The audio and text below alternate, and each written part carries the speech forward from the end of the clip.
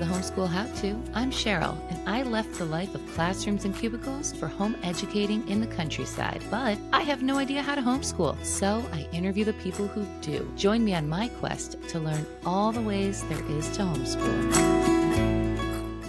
Welcome, and with us today on the Homeschool How To, I have Hannah Maruyama. Hannah, thank you for being here. Absolutely. I've been looking forward to this all week.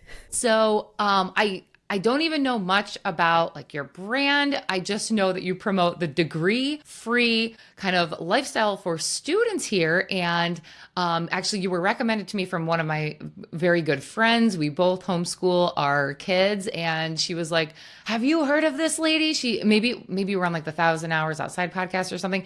And she's like, "You've got to listen to this. Get her on your podcast." So I was like, "Okay," and I just sent you a message, and then I watched a couple of your things on Instagram, and I love it because I was that person that was told to be somebody, you got to go to college, you got to go to college, you got to go to college. And back in, 2000, that was kind of that era where like everybody was starting to go to college, or they look at you like you're just going to be a scumbag for the rest of your life. So you did it. And then you come out with $200,000 of debt. And then we wonder why nobody can afford houses, or nobody can afford to be a one-income household, and be able to stay home with our kids and homeschool them because we're all in $1 million of debt. So, and that's even before you're home. So I love what you're promoting. Where did you even get into this idea or have the realization that we can have a successful lifestyle without the college degree? Well, my experience actually comes from my own background. So I had a teacher in high school who told me that I was bored in high school and that I was wasting my time. And so he said, "Okay, well, you need to clep these classes and then go ahead and enroll at the local university." And so I did that. And so I actually was accepted into college when I was 16. And so I started going full time. My senior year of high school, I didn't go to high school at all. I was full time on a college campus.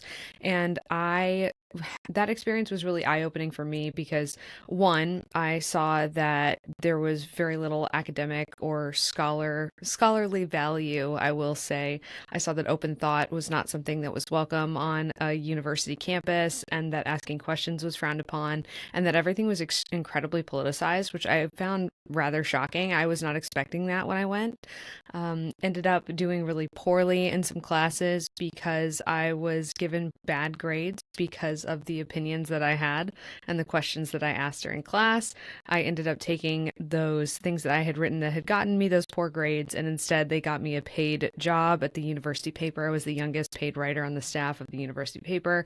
And then I was just sitting in a class one day about to take a sociology midterm, what would have been I think I was on track to be a sophomore at that point, but it was during my freshman year of college. And just sitting there with a sociology midterm with this absolutely insufferable professor who I could not stand. And I just went, what am I doing here? So I tore the midterm in half, I threw it in the trash, and I left. And that was actually my experience with, I no longer call it higher education, with college. That was my experience with the college industrial complex. And so I left not having a clear plan, which is something I've now fixed for young adults, but I left with no clear plan. I was just working. I was putting myself through school at the time, and I had moved out, I was living with roommates, and I proceeded to work a series of jobs, a ton of different kinds of jobs. I worked on a dolphin boat, I worked as a surf instructor, I worked at a jiu-jitsu gym. I did all kinds of stuff, and ended up that I ended up working in tourism and sales. And then in COVID hit in 2020, I was living in Hawaii at the time, and I realized that my job was not going to come back because tourism was absolutely decimated. And at that time, having held several jobs already that required a college degree, but obviously did not because they had hired me, and I had really begun to question the validity of, okay, all these people love the college, but degrees are required for all these jobs. Yet I had held already at that age, I think I was 25 at the time, and I had held multiple jobs that said they required degrees, nonprofits, like big kid jobs, basically. And ended up 30 days, I retooled into tech with no technical background whatsoever. Zero. I cannot stress enough how little technical background I had. 31 days of study, $362 later, I had a remote 4-day work week job that was out earning the median master's degree holder. On my offer letter, it said college advanced computer science degree required. And that told me that there was further to push this envelope, and also that it wasn't real to begin with. And that just led me to developing a process for helping people figure out how to strategically figure out what jobs actually require degrees, and then how to learn skills necessary that employers are actually looking for, because they don't hire based on their job descriptions, they hire for other things. And so being very strategic in figuring out what you need to learn, the order you need to learn it, and then figuring out whether degrees are legally required for that or not. And then I have now used that process hundreds of times with young adults, 16 to 20 years old, to help them figure out what they need to be learning, save them hundreds of thousands of dollars, years in college, and get them into jobs that help them actually live the way they want, as opposed to having to wrap their entire lives around work. I love that.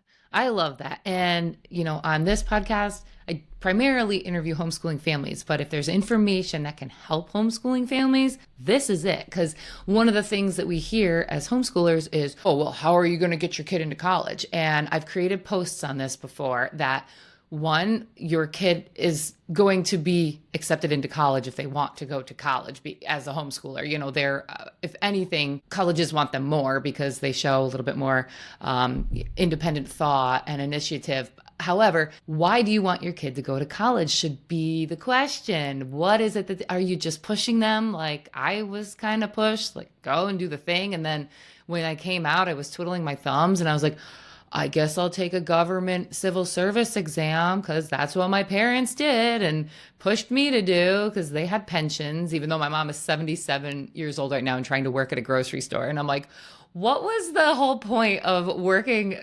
35 years for the government to get a pension, and you're 77 now and still so bored that Still have to you work. that you want a job just to have a reason to get out of bed in the morning, because it's like you didn't spend those 35 years finding something that you really loved to do.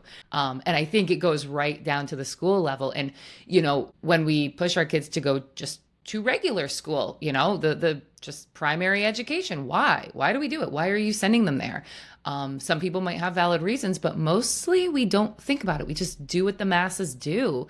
And it's like, well, what do you want them to come out knowing? To be self-sufficient, to run a business, to be, a world traveler? What are the things that you want for them? We never really stop and think about that. So that's why I love what you're pushing so much, because it's like at the point now where we're investing tens of thousands of dollars, and then you get behind the whole college loans. I mean, where else will they just let you take out that kind of money with no security? Well, they do have security. They take our tax dollars and they pay themselves.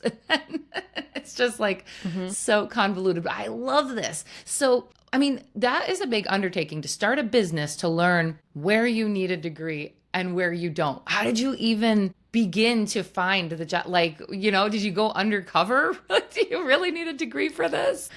Well, so after I got that initial tech job, I ended up at an AI and machine learning startup that was training really complex complex software that essentially reads legal contracts for Fortune 500 companies. And so I saw some things while I was doing that, because I did that for about 3.5 years, and that taught me a lot about product, about problems, and also about the way that those companies were hiring, which I thought was interesting because I saw quite a bit of change while I was there.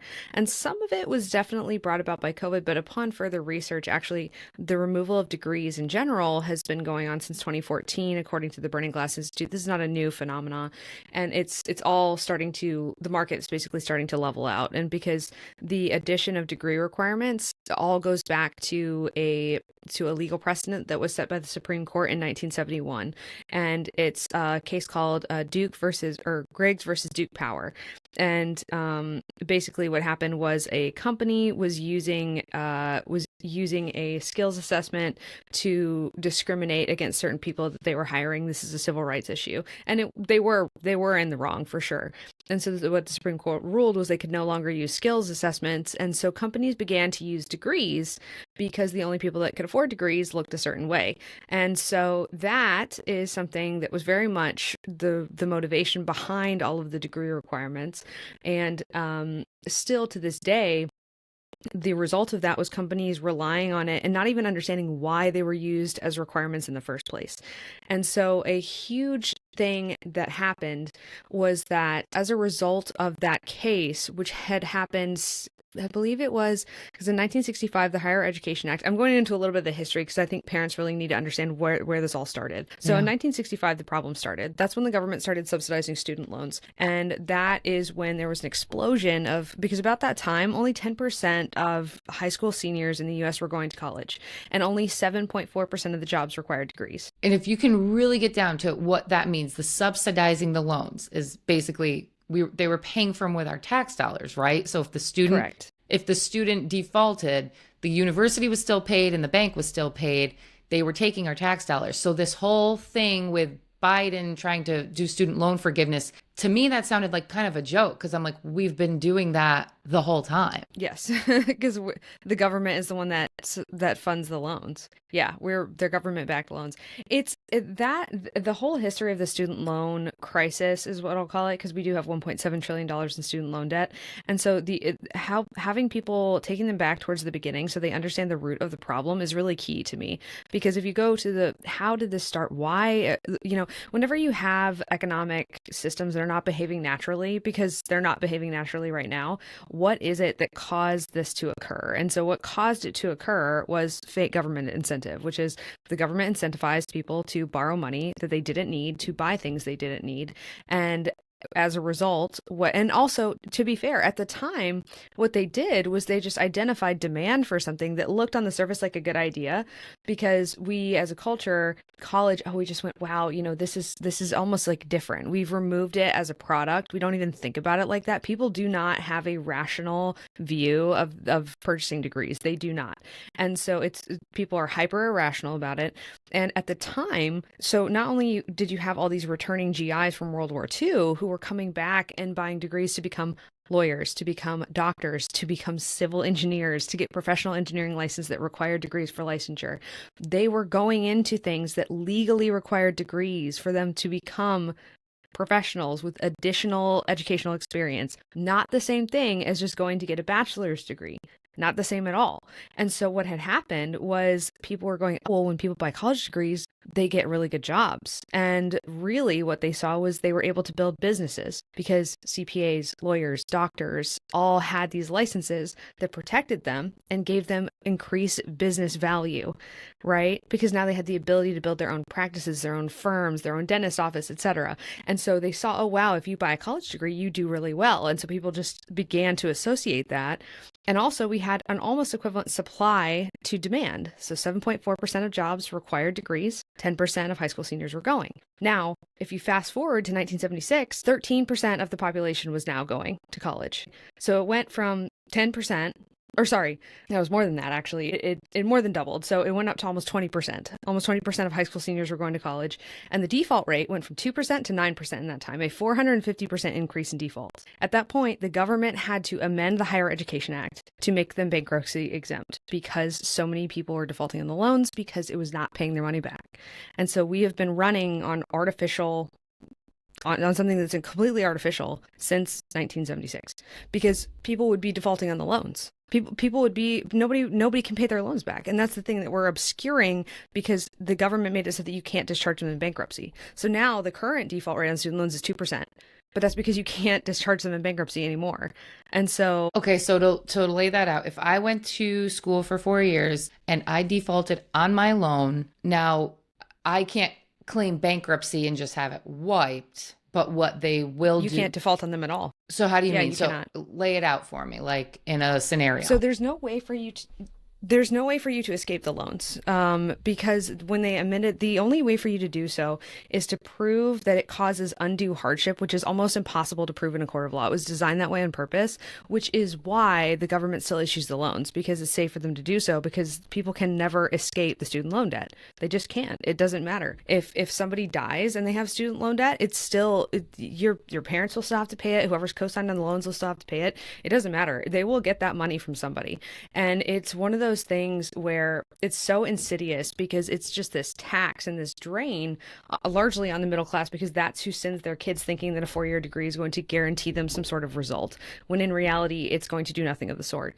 And again, this all goes back to this cultural value where people believe, because it's been grandparents, parents, and kids, and we've just been told, oh, you go to college, you get educated. And also the assumption that college educates you is a massive leap too. Anyone who's stepped foot on a college campus anywhere in the last 10 years knows that no one's getting educated on a college campus. I don't know what's going on there, but it's definitely not education, which is why I no longer call it higher education, because it's not. I don't know what it is, but it's not that. I went 20 years ago and I can't say I learned very much. There was a lot of partying going on. Yeah. And that's what happens when you get a bunch of 18-year-olds who are living on their future borrowed income that they haven't even made yet. It just doesn't incentivize a lot of responsibility. It doesn't incentivize people to actually examine what their outcomes are going to be. It just doesn't. So the only people who get real success from it are people who go in with a clear goal to get a degree because they need it to do a specific job. And when I say need it, I mean it is legally required for that job. So again, 1965, 7.4% of jobs required college degrees. Currently, how many jobs do you think require college degrees? Oh, gee, I'd guess at least 50%? 7.7%. Really? So it's still 7? Yes. There has been a 0.3% increase in jobs that legally require degrees. Wow. There has been a massive increase in the types of jobs that there are, but there is not a legal. So a great example of that is, and differentiating here between degree requirement and degree request. A degree request is when an employer is asking for a college degree for something that does not legally require a license to do it. There's no reason that somebody who does not have a degree cannot do that job. You're not legally barred from it. Okay, now let me ask you this. So my niece right now was just telling me she's 22 and she spent some time in the military, and I think she has some college credits from high school. She wants to become a police officer, and they told her that you cannot take you can take the exam, but you can't get hired unless you have the 2 years. They didn't say a degree, but it must be, what do you take a semester, 60 credits in a year? I mean, so 120 credits or whatever the number was. Basically, she needed 2 years of college credits in order to become a police officer. So do you think that's accurate, or would that be something like if we looked in the fine print? That is highly dependent on the police department you are applying to. So Okay. by and large, police departments don't have those types of requirements unless it's maybe a large metro area and they recently added that, or it's a policy change. But no, by and large, police officers, detectives, anybody like that is not going to have an actual degree requirement. But that is a legal requirement because that is an actual government department, and they say you cannot hold this job unless this. And so typically those types of jobs are going to be ISTs, like audiologist, ophthalmologist, cardiologist. Those are the ISTs, all the ISTs, speech language pathologist. Those need the degree. Psychologist. Yeah, because usually your IST jobs are tied to some sort of legal license. Now this is a big jump for parents, I know, because this is massive information for them and it's new. And again, nobody talks about it. There's just all these repeated talking points about where people just think that there's all these jobs that require degrees. And there's a massive difference between a job posting that a degree is required and actually requiring a college degree. That's not how ATS works, which is applicant tracking software. It's also just not how companies hire. Companies do not hire people that look like their job descriptions. So they don't actually screen for people. Harvard Business Review did a study where they found 63% of people that hold degree required jobs are actually degree free, which is reflective of how much of the employed workforce is degree free, which is 60%. And so that's about right. It's actually a little bit higher. And one of the big things that parents need to understand is that, like I said, degree requirement, degree request, not the same thing. A request for a degree should be ignored. Always apply anyway. And one of the biggest things too is that people self-eliminate a lot. Women specifically do this. And so it's hard to get a gauge of what the real amount of jobs that require degrees are, because so many people that do graduate college don't even try to apply for the jobs that they would try to apply for until they buy a bachelor's degree. So a great example of that would be an entry-level marketing role does not require a bachelor's degree, but people who buy marketing degrees never try to apply for those jobs until they've bought a bachelor's degree. So you really don't know because people don't try. And that's the thing that I want parents to take away is all your 18-year-old has to do is try, and you will be shocked at the results of targeted trying and strategic skill acquisition. Wow. I mean, yeah. And I feel like I've always complained about this. Schools never really even teach us all the jobs that are available. College definitely doesn't teach us about all the jobs that are available. To think that we need to take out the $200,000 in loans to for a degree in the field that we want to go into when we're 18 and we don't even know what kind of, clothes we're into, or just silly things like what color hair we want to, dye our hair next time we get it done. But yeah, but take out the 30 years that you're gonna have to pay this back for what you want to do today. It's so asinine. So like, where would you even go to like find a list of all the jobs, or even, and I would imagine it's changing because like there wasn't a podcasting job when I was 18, that's 23 years ago. So new jobs come up all the time. What should parents do to even help their kids find what they want to or could do for careers? So this is such a good question. And the way that I answer this now, and it's funny you bring up that we don't know, we don't know at that age what we want to do. And I get that comment a lot when I tell you what I'm about to tell you, which is so funny because I think that if you can't answer the questions I'm about to explain that parents should figure out with their kids, they should definitely not be going into bankruptcy-exempt debt. There's no argument that that is a responsible thing to do. It would be more responsible to buy your child a Ferrari than it would be to buy them a bachelor's degree, because a Ferrari they could actually drive Uber with. There is no guarantee that you can use your bachelor's degree for anything. All you get as a guarantee of that is money out the door and time spent. That's it. That's the only guarantee you get out of a degree. And that's why parents, so interesting how people and how great of a job they've done at colleges, just objectively speaking, at marketing their product, right? Because there's no other product that fails at a 50% rate, at least, right? Because at least 41% of college graduates, 41% of college students don't even graduate, right? And then 60% of them take at least 5.5 years to graduate of a 4-year program, which is staggering. And then I think it's 1 in 4 of them are underemployed in that they make less than $32,000 a year. And then of that, only 27% of them use their degree. A tiny, tiny fraction of people escape unscathed from the college industrial complex. There's no other industry that we would let target children in this way and turn a blind eye to the poor results that they have gotten. But they spend so much money on marketing and they rely so heavily on this generational marketing. It's almost like it's almost like relying on grandparents to sell timeshares to their kids, to sell timeshares to their grandkids. It's wild. It's wild and it's amazing. And it's just cloaked behind this veil of, oh, this is education and therefore it's different. No, it's the same, because they're in writing on the fact that you're going to buy it. Parents, a lot of people will say, oh, well, you can't put a price on education. I said, yes, you can. You can. It's $104,000 on average for a bachelor's degree. It takes $156,000 on average, according to the NCES, if it takes 5.5 years. And the total all-in cost, tuition, lost wages, and interest is well over $500,000 for a bachelor's degree. In the United States, it's $504,000. And it's so funny because you'll get people that just go, oh, well, they earn so much more. I'm like, no, they don't actually. What you have is a wrap-up study from Georgetown University from 2012. You've probably heard this. Everybody has. This is the talking point. They earn over $1 million a year. I call it the $1 million earnings myth, because this is what they say. One, it's an average. Why is it an average? Because they need master's degree holders, PhDs, and doctorates, actual people of professional practice, in order to obscure the real results. There's a reason it's not just bachelor's degree holders, which is the majority of college graduates. There's a reason that they didn't pull out bachelor's degree holders of business degrees, which is the majority of people who graduate from college, right? There's a reason they didn't do that, because if they did, it would be abysmal. And you would quickly find that your premium that you get is less than $100,000. So your lifetime earning premium for all of that is $100,000. And a lot of people are not going to be positive. They're not going to have a positive net worth until they're 55 years old. For what? Literally for what? Is that worth it? It's not. Like, no, you don't. Yeah. And that's why, and then there's just so many different, I always get lost in the sauce when I'm talking about this, because there's so many different problems here. But how parents can help their kids with this is 4 simple things. Where do they want to live? How much money do they want to make to live the way that they want? Buy a little homestead, live in Japan, like build a house of their own. Doesn't matter. What kind of schedule do they want to work? This is huge. That impacts your life so much. If you want to be a stay-at-home mom, you need a schedule that actually works for that, right? If you want to travel for work, you need a schedule that's going to work for wanting to be a jet setter.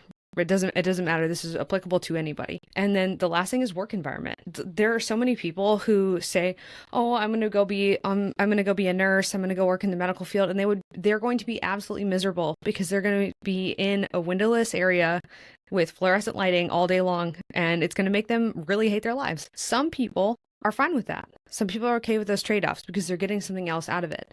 But not thinking through all four of those criteria, we call them the degree-free four, is really going to make your child unhappy. If they cannot answer those four things, they have no business buying a college degree because they don't know what they want yet. And then once you do answer those, then the ugly answer is that you have to go out to the internet because that's the best available resource for this. We're working on some things to fix that, but the best available resource that is the most up to date, that is the most comprehensive of current job titles and of current roles in your area right now, it's going to be the internet. So you have to go out equipped with these four things and look through, okay, my child needs to make $60,000 a year. My child needs to make $120,000 a year.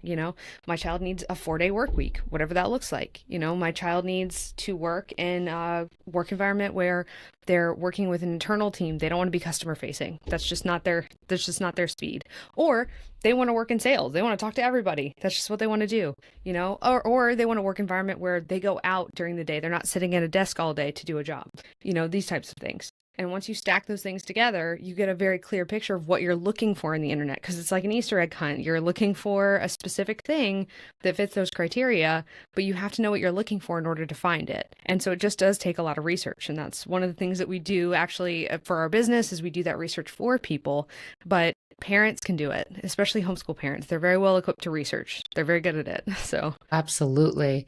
And something you mentioned earlier, which I hadn't thought of when I was in college because I was on that side, was that college is so one-sided politically, and it was political, and I don't think I realized it at the time because I just went with the masses. I live in upstate New York, and very liberal high school. Our teachers pushed. I remember it was during the my 11th grade English, 11th grade history. It was during the Bush and Gore must have been election, and my teacher would call Bush little shrub, and so to us it was, and she was also my cheerleading coach, so of course I was going to take whatever opinion she had, and I was like, oh yeah, so he's the bad guy, and it's so funny because then I just took that with me to college, never thought anything. You don't even realize it's political going on when you're in it. It wasn't until later in my life, probably COVID, that I kind of like woke up to some things in media not really telling us the whole truth and nothing but the truth. So I started seeing things, and at work I would kind of be a little bit more vocal, and I worked for the government. So it was kind of like everyone started like putting a wall around me, and they're like, we don't talk to her anymore. And it's just so funny that I guess I never realized it until I was on the other side, and then I was completely alienated. And I've talked to some parents, homeschooling parents on my podcast, who have their kids have grown up in homeschool, and then they send them off to college, and now the kids are in this whole dilemma like, wow, this isn't how I grew up, and everybody has the opposite opinion of me, and some switch over and some are just going through that internal battle. But I mean, it's so funny because there's just supposed to be this separation of it, and there absolutely is not. And now that I look back at it, our whole system, like you were mentioning, understanding the history of it is so important. And I love doing that with the education system itself, because when you look back to the history of why we even have a government education system in the first place, it was, Horace Mann and John Dewey bringing this model over from Prussia, and they wanted to create the obedient worker, someone smart enough to do the job, but not too smart to question it. And then the Rockefellers and Carnegies were investing millions of dollars back in like the early 1900s into the education system. And just think logically, if I'm John D. Rockefeller, why would I want to invest millions of dollars into a system that could potentially produce competitors to my business? Like, I'm not going to do that. I'm going to want them to dumb down so that they'll do what I need them to do without rising up and being a competition to my business. If you ever want to be in for a shock, this is one of the things. A lot of stuff I do is just research for things I'm curious about. The literacy rate has been something that's been really interesting to me. And if you look and you notice when they started requiring degrees for primary school teachers, the literacy rate went down higher. The more degrees the teachers have, the less literate the kids are. That one's interesting. That's an uncomfortable chart that nobody wants to talk about, but I find that to be very interesting because basically when we cross the threshold of your teachers having master's degrees, there's a very much a notable decline in the literacy rates of kids under in K through 12 school. And that's interesting. I know teachers in New York need a master's degree, but are there states that they don't need one? Because that would be interesting to look at the literacy levels of the states, like in New York versus another one where I they never thought might. I never thought to look I never thought to look state by state because I know it's not always a legal requirement. I think it depends on the union, maybe. The union that governs, is it the entire state of New York is under the Yeah, same union? I believe so. Yeah. Interesting. I should look at that because I bet you anything. Because it's interesting. I noticed recently. I think it was is it Mississippi or Louisiana has extremely high literacy rates. Actually, Mississippi and Louisiana, which is interesting because for years people have made fun of them for being behind, except for most of their kids can read, so they're doing something right, and everybody else is doing it wrong. And it's one of those things where if I had to guess, it's that the teachers are less papered in Louisiana, and so they're more tailored to education. The other thing too is I think you get a real amount of, and this is a caution for parents whose kids are really fixated on going into a specific type of job that requires a degree, especially if that job is not going to pay the degree back, because people who go into jobs, and I think a lot of people go into teaching because public school teaching specifically, because they are not doing well in another major or they're undecided.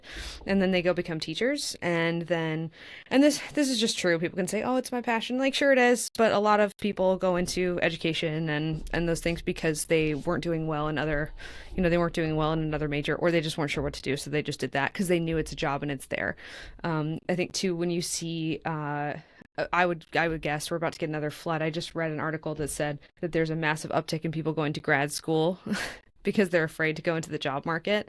And that's always a disaster because what happens is those people are 4-year bachelor's degree holders, general education. They're going to go get a master's degree in education, and then they're going to go into the public school system because there's work, because there's need. And then you're going to get people who are bad at their jobs. And there is such a need for teachers right now. And I remember when I graduated college in 2006, everybody was a teacher. And you're so right. It was because I even went for teaching for a little bit, not for teaching. I think I was like, let's see, accounting didn't work out. Maybe I'll teach history. I never even read a history book in my life. So it's like, yeah. And then I ended up just my last semester going into the dean, like, here's all the classes I've taken. What can you finagle so that I can graduate on time? And he was like, if you take 6 classes in communication, you can graduate with a communication degree. So I was like, all right, sold. Going in for communications. So that's literally how it was decided. But you're so right. And it's kind of like that thing I was saying with my parents were government workers. So I took a civil service exam when I graduated. Same thing with teachers. Instead of their parents being the teacher, a lot of times it's just, well, I know teaching. It's familiar to me because I spent 12 or 13 years in the school system. So I know the job. I don't have to go looking for a, curator of a IT or whatever. You don't have to make up something or actually investigate. You're like, well, I know teaching. I saw them for a few years. I know what they do. Yeah, I never thought about that. And I've interviewed so many teachers on my podcast who left teaching to homeschool their kids. It's insane. The first teacher that contacted me that left her job to homeschool her kids, I thought it was like a diamond in the rough. I'm like, oh, you'll never believe what I have here. It's literally 50% of my interviews are teachers who left the system. And they all say, you don't need a teaching degree to teach your kids. Well, it's that for a lot of teachers are like that because and again, this is an incentives and expectation problem, which is something that we solve in our launch program, where we're making sure that people know what they're going to get out of work, because people work because they must. That's why people work. And so if you're not getting something that you need from your work, why would you do it? Unless you are a business owner, which again is still giving you something that you need and or want. And that's actually a better combination. But you have to first cover your basic needs in order to be able to do that. And so one of the things that I've noticed about teachers, and this people always, it sounds like I'm ganging up on teachers all the time. I have one of my best friends is actually a speech language pathologist, and this is why I speak about this so often, because it's been really painful for her to go through the process of realizing that she does not like her job because she didn't know a lot of the other options, and she had to go get a master's degree to become an IST, right, a speech language pathologist, underpaid, overworked, unable to be a stay-at-home mom, which is actually what she ended up wanting to do.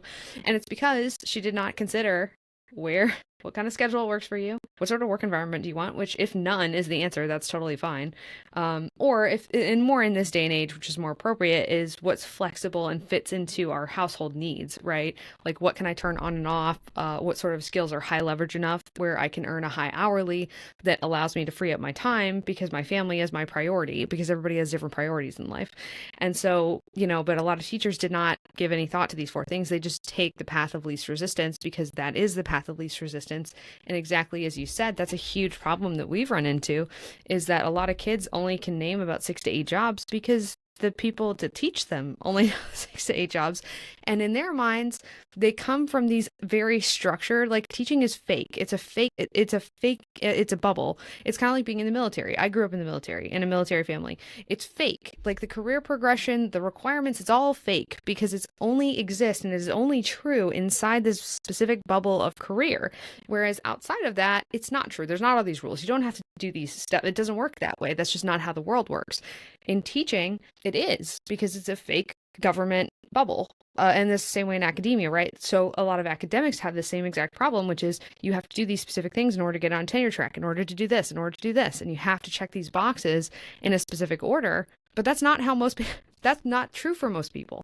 It's only true for certain professions. It's true for nurses, right? Because you have to go up, you have to become an RN, you have to become a nurse practitioner, and you have to go through these levels to get licenses to do those things in the same way you do in teaching and in the same way you do in the military. And so their view of work is very structured, and and for them, it is true because this is how it works. But outside of that, it doesn't work that way. You don't have to do all these things. You don't have to go buy a bachelor's degree. You don't. And actually, it's going to be a giant waste of your time to do so because other people are just going to go, what do I actually need to do? Oh, that'll take me 3 months. And then they go do it. And then they're employed. And then they're out earning the median teacher.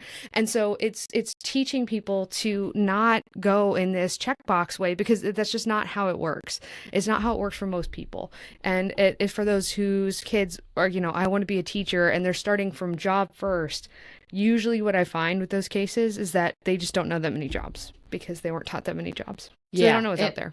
And it's kind of like, you should be the thing that you're teaching first. So like if you are an English teacher, maybe you have written books, you have, done some sort of, I don't know, really gotten into writing or the English, read all this stuff and I don't know, or history. You've worked in museums, you've traveled the world, and you're here to share your experiences with the youth. But it's not really like that. It's like, here's the test. Teachers should only be retired people.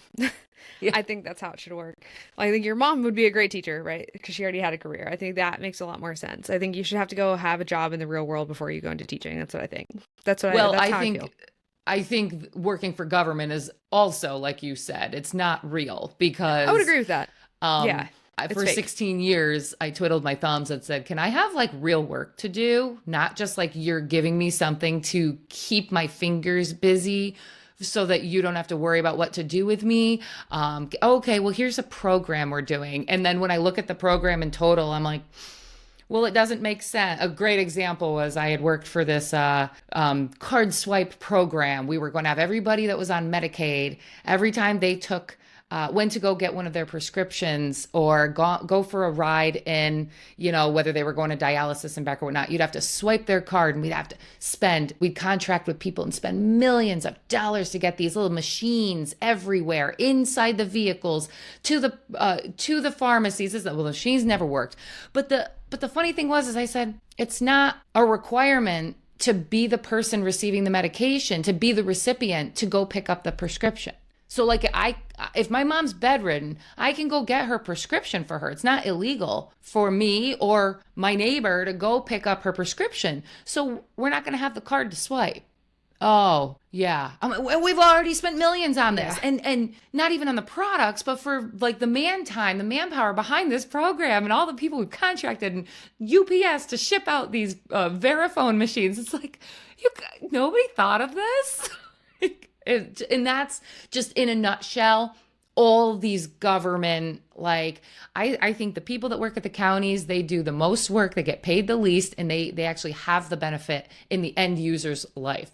Everything above that is just baloney. Yeah. And it's a combination of, as with everything, right? It's a combination of problems and artificial incentives, and you get what you incentivize. So you incentivize people buying paper to do jobs that they don't need those papers to do. That's what they will do.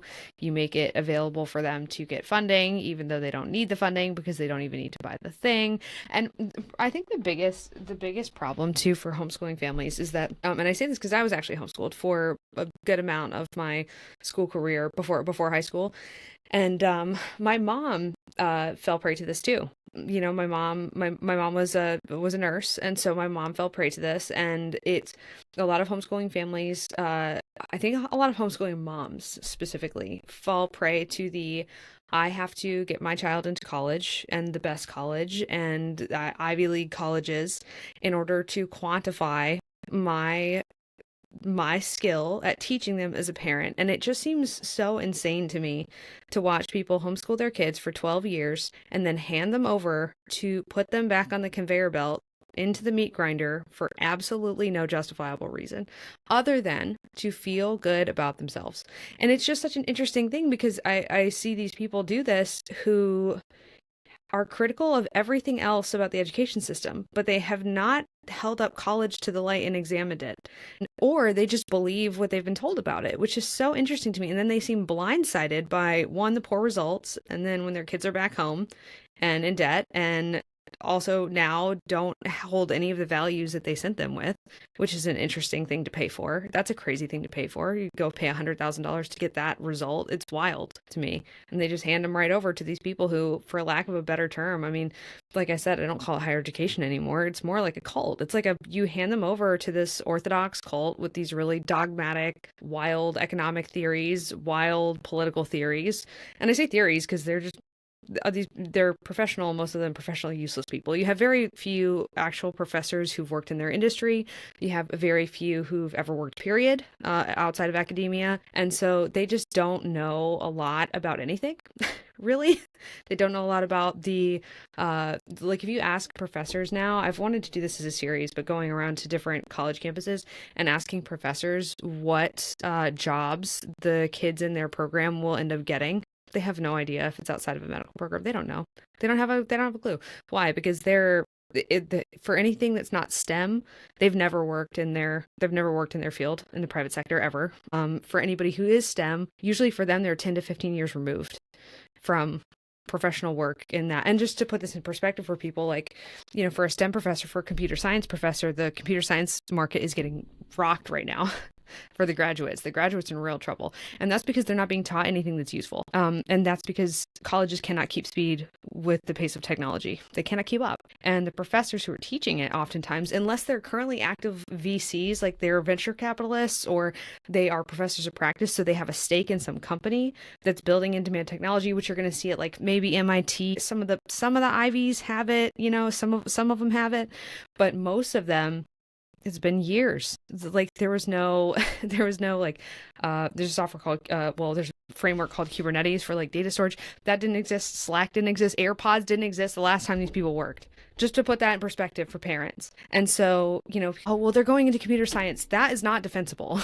Like if your child is going to go into technology, get them literally anywhere into the market and applying for jobs, entry-level work, pay somebody to train them. Do not send them to college. They don't have 4 years. They don't have that time. And at this point, it's even like the money is an afterthought. The money is six figures.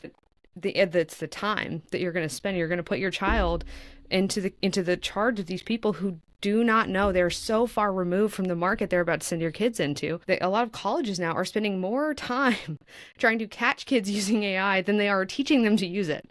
And that is the Yes. craziest thing for me to watch parents spend their money on. It's crazy. Like, as somebody who worked in that, and I'm like, you need to equip your children to do this. They need to be AI proof, and the way to do that is to teach them how to work on it or teach them how to build with it. You can't you can't send You're them to so police their right. usage of it.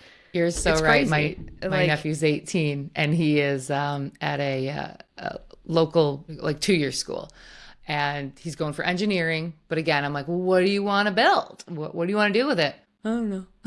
So, but at least he went to the 2-year school. But I don't know what from there, but yeah, he was just telling me how, oh yeah, well, I wrote a paper with AI and my professor thought I did. He gave me a C because he said he can't prove that I wrote it with AI. So he can't fail me, but it's like, and I've said this forever too, school and work, a lot of the times it's just showing up and like putting on the look like it's almost like faking your way through, but you're still more ahead than like 70% of the people that don't even show up at all. So it's like, but yeah, the kid's really smart, but he's like, yeah, I used AI. Well, but you're right, why aren't they teaching? They're not teaching the teachers how to use it, obviously, because they can't figure out if kids are using it or not. But yeah, work with it and not against it. That makes so much sense. What is your opinion on like trades and that sort of thing?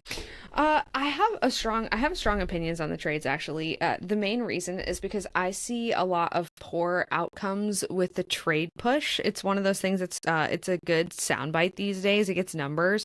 So you see Micro, Ken Coleman, Charlie Kirk, like you see all the talking heads that just go on and oh, we have 11 million open trade jobs, blah blah blah blah blah. I hate that because I'm like, stop telling people to go stop telling people that the only thing they can do is the trades if they don't go to a 4-year college. That's ridiculous. Like it's so silly. As all of them are in media. As they sit there talking in media, in broadcasting, which also doesn't require a college degree to do audio engineering, to do AV, to do lighting, to do like gaffer, to be a gaffer, to do video production, to do script writing, to do product, literally anything. So that really gets under my skin because that bothers me a lot personally.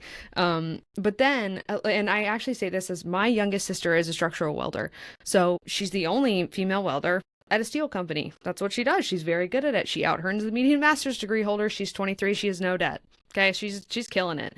And the reason that's different is because she thought through, what do I want? How much do I need to make? Where do I want to live? What sort of schedule works for me? And then she chose her work based on that, and she found paid on the job training. I helped her do this. This was years ago.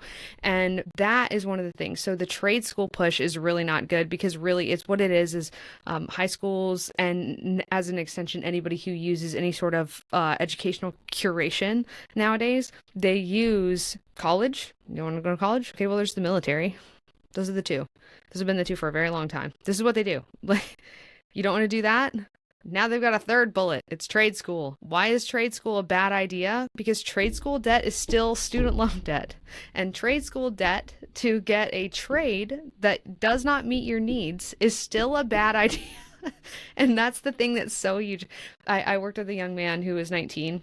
He went to a 4-year college. He got into a 4-year college, was doing that, hated it. Transferred to a community college, 2 years, hated it. He goes to electrician school because that's the third option. He didn't want to go into the military. So the third option is trade school, hates it. And then he's just like, what's wrong with me? And it's like, nothing was wrong with you. Nobody taught you to think through what you actually need out of your work. He went through a 4-week program with us. The end of this is how not wrong with him something was, and how wrong the way that we're teaching these kids to pick their jobs is, and how disjointed the incentives are, and how their expectations are wrong. And that's actually why so many of them seem really unmotivated. It's because they don't know what they're doing, and then they don't know what they're going to get out of it. And that would be unmotivating to anybody. I'm unmotivated if I don't know why I'm doing what I'm doing and what it's going to get me. What's the point? You would probably feel the same way. Yeah. But this kid, he goes through the program. And again, 3 times. He's employed this whole time. He was working. It wasn't like he was lazy. He's working 30 days. He comes into his final review call. On that, I go through a different educational options. So the way our process works is we go, what do you want out of your life? What do you want it to look like? We get those degree free for. And then I find a list, we find a list of jobs that actually fit those things for them. And we hyperlocate it to where they are. After they do that, they eliminate the ones they don't like. And then we go through and find actual skills or licenses or certifications, things they actually need to do those jobs. If a degree is required, it's on there. I had a young lady who wanted to be a physical therapy assistant. So you need a 2 year, you need associates to get your license to do that. But for him, the thing that shook to the top was fiber optic installation. That was the one. He was all about it. So the end comes, his review call comes, his mom and his dad come on, we go over his top 3 jobs. He picks fiber optic installation as the path he's going to pursue. I found regional companies they lived in Research Triangle in near North Carolina, and I was like, hey, this company right here has an opening that I think that you would be really good for. It's paid on the job training. They're going to give you a company car, full benefits, all of this stuff. Like, you get paid during probation. And he goes, okay. And I said, yeah, so tomorrow is Monday. Apply for it. He applies for it. They call him in Tuesday. Wednesday, he's hired. He's been there a year. He's gotten promoted. He's gotten a raise. He's a trainer now. Loves it because it's the right fit, because it helped him see, because he thought through, what do I want? What he wanted was to stay near his family. He wanted to propose to his girlfriend. He wanted to buy a house in the next 5 to 7 years. He wanted to make a certain amount of money for where they live. And it fit all of those things. So he had a clear path forward to, this is going to get me what I want in my life. So then when he gets the job, the connect is there, which is, this is going to help me live the way I want. And then that's so easy to motivate someone when they just know that if they just do the thing that's right in front of them, they're going to get what they want. And that's the piece that's missing. Well, Hannah, I thought that they already had this job that you're explaining figured out. And I thought it was called a guidance counselor at school. But clearly they aren't don't know the doing jobs. any of what you are offering. They don't know the jobs. And if they don't, Exactly. they don't, if your kid's not going to get into a 4-year degree, they don't care what's going to happen to them. Yeah. Right, because it's just another government If they can't funnel job. them to a 4-year, well, because schools brag about their college admission rates. Their entire metric of success is wrong, which is how many kids do we put in student loan debt? That's a crazy success metric. Well, and they probably get more funding the more kids they get into college. Well, if you think about it downstream from this, like the college, so there are public schools in certain districts where the entire economy is basically based on the admissions rate. The college admissions rate really shouldn't be the college admissions rate. It should be the student loan debt rate. It should be the student loan conversion rate to debt. That's what it should be. And so these schools will go, 75% of our kids get into college, get into whatever, Texas A&M or whatever. And then they get these kids into Texas A&M, and now people will move into this school district to get their kids into this public school so that their kids can take on bankruptcy-exempt debt to go buy paper from a specific college. It's the most bonkers. So now the realtors will sell houses based on these student loan percentages of these high schools. It's the most insane thing. It's the most insane thing. Like, yeah, it's the most insane thing. Yeah. And so, yes, if guidance counselors, and also to be fair to them, I will say they're overworked. Like there's one of them and there's, 5,000 kids. There's 2 of them and there's 3,000 kids. There's one of them and there's 250 kids, but they just don't have the tools. They also don't have the mindset. That's the other thing. I find that people will limit kids by their own limitations, which is, I think, one of the real problems. That's one of the real problems. They'll just say, well, I couldn't do it, so you definitely can't because you didn't get a this on the SAT, which is a stupid way to measure whether or not somebody can do something. Like, that's a silly thing to do, I love everything you're standing for and what you're doing. I think this is so valuable. You kind of explained, I was going to ask you, the process of what your business does, and you explained it a little bit in that with talking about the student that you had, the fiber optics. But if somebody wanted to utilize your services for their child, like what does your business do? And then get into how they can get in contact for you. And I will put everything in the show's description as well, so it's easily clickable. Sure. So basically what we do is we do custom career planning, and that's the piece that's missing. Unfortunately, that's what everybody needs, because what and the thing is, parents can do that. What I just talked through, everything that I just talked through, parents have the ability to do. It's just going to take them time. We just do it really fast because that's what we do. So for parents, it's thinking through those 4 criteria, looking to find things that actually fit them. If folks would like to work with us and have our kids do this for them, basically what they do is go to degreefree.com/launch, and you can apply for the program there. We interview everybody because we only work with people who want to work with us. People will try to get their kids to do it, and if the kids don't want to do it, I'm not interested in forcing anybody to do anything. I'm not about that. If somebody wants to do it, then we'll do some work. But so we make sure that the young adult is really engaged and actually wants to commit to the process. And then once they do, then we go through this. It takes about 30 days to go through at this point. And then we're actually building another version of it that's a little bit more accessibly priced, and also that is faster, because that's one of the things that we really, 30 days is pretty good. It's pretty good for the amount of research that's going to get done, but we basically built out something that's going to execute a little bit faster and works better for how young adults currently interact, right? They're on their phones, they're busy, they have a lot going on. Usually they're working and doing other things. And so we've designed the program a little bit more to tailor to how their needs are and how they natively consume and interact with technology. And so that's actually been really cool too, because we've noticed that we're getting like better results faster. And so we're testing that too now, which is really cool. Awesome. So I will put that link in the show's description, and people can follow you on Instagram too. Do you want to give your handle there?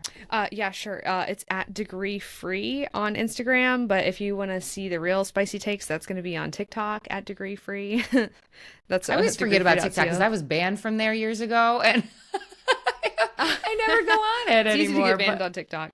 Yeah, I get reported several times a week for things. Yeah. Oh, Hannah, this has been such an interesting conversation. I love this. I love what you're doing. Thank you so much for being here today. And I will put links to everything that you mentioned in the show's description so people can head there. Thank you so much. Thank you.